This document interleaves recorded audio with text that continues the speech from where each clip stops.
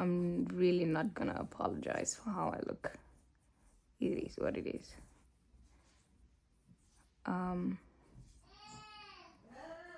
Babe.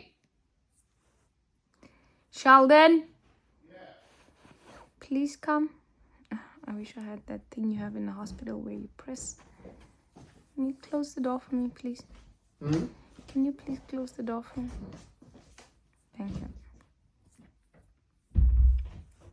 So I'm sure you guys are aware that I was in the hospital.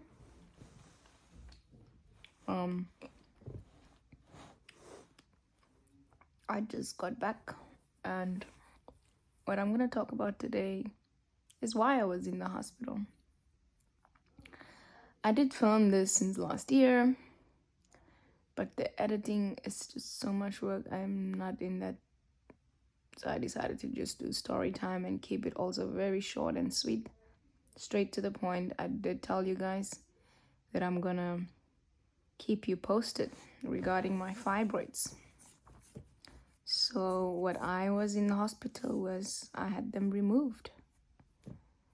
I had a surgery called, I was supposed to have a robotic or whatever, something, robot myomectomy, meaning this is where they put a little camera through your belly button, and I guess with some robot that carries out the fibroids. This was a 1-day surgery. I was supposed to go in 7:30. They book you for 3 hours and you come out and you get to go home same day. So when I got there in the morning, 4 days ago, means I stayed in the hospital for 4 days.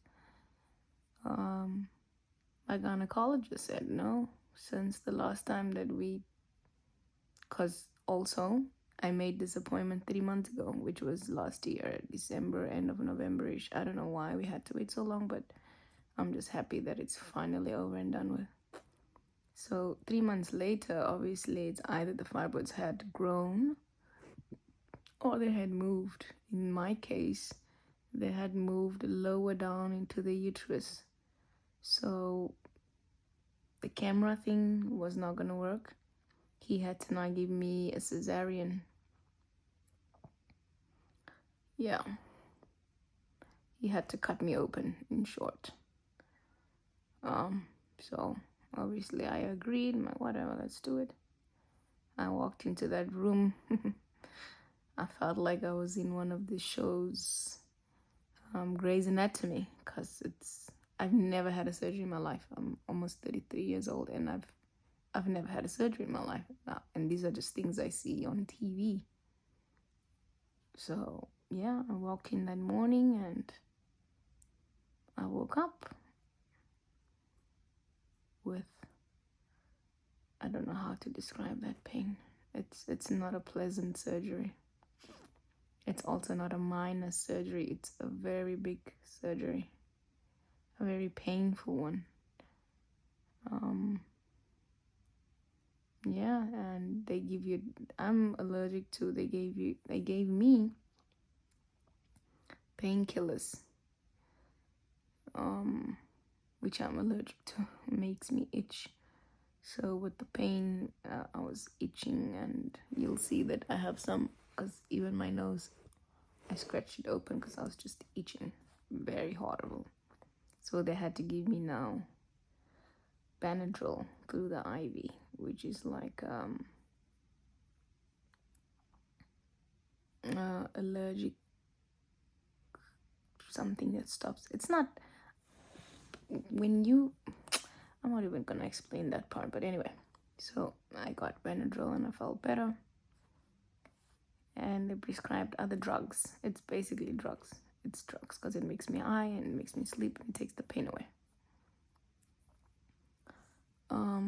So 2 days, the drugs they gave me wasn't working. So I was just there in pain.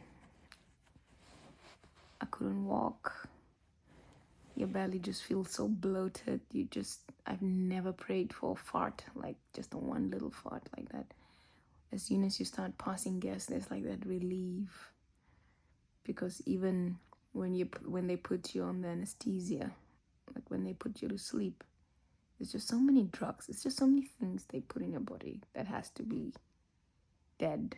Because I'll please, NB, do take note.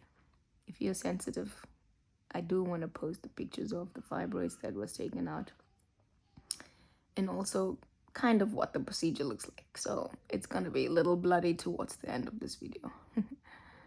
But yeah, so they just drug your body so much because it has to be dead around that area down there, so that they can maneuver and move through it thoroughly and within time frame. So all of that builds up gas. You can't eat right away. I couldn't eat for 2 days, just water or like fluid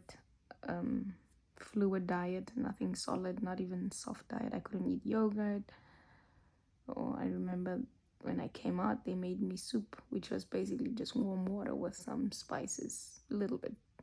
I was hungry, so that felt like real soup to me. So yeah, for 2 days I couldn't eat. I then started passing gas, so that's relieving. The painkiller started working through the IV,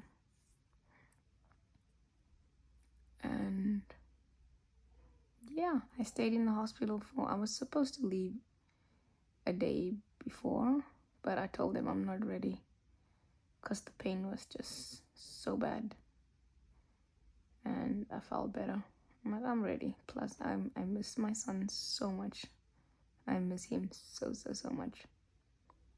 Also, when I got home, it didn't feel like he missed me. I think he knows what's happening.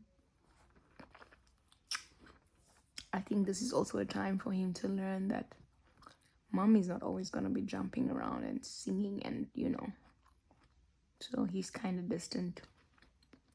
We're in the same house, but he's so close yet so far, because I can't lift heavy stuff. I'm walking like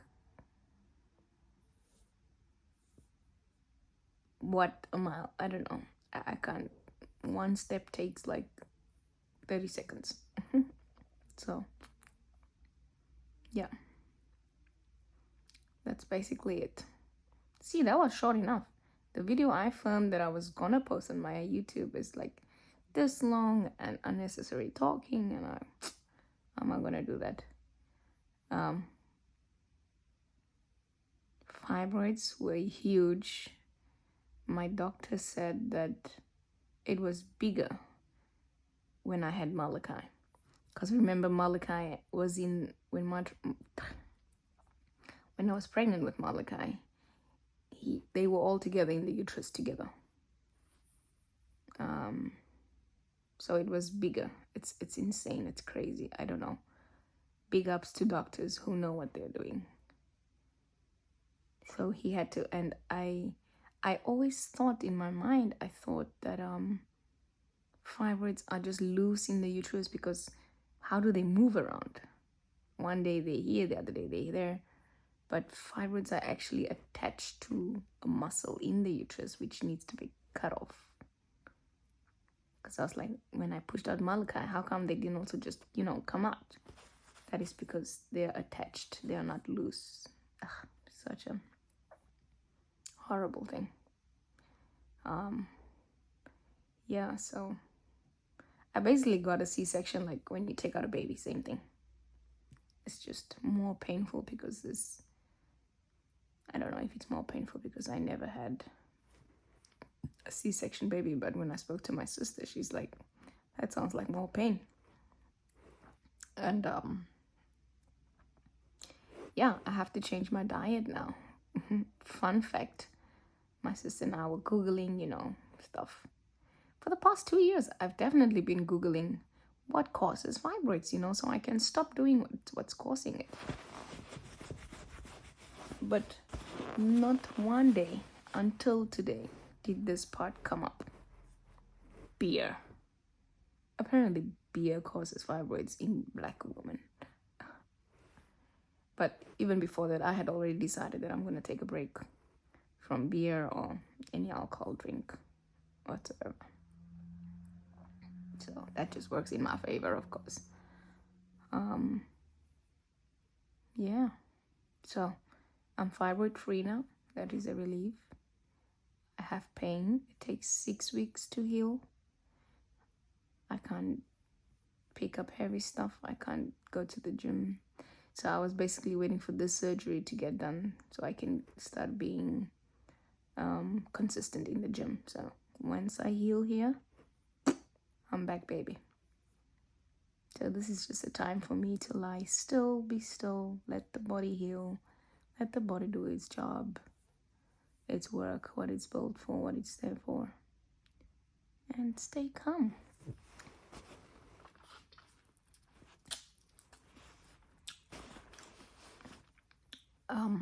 That's it. My story is done, guys.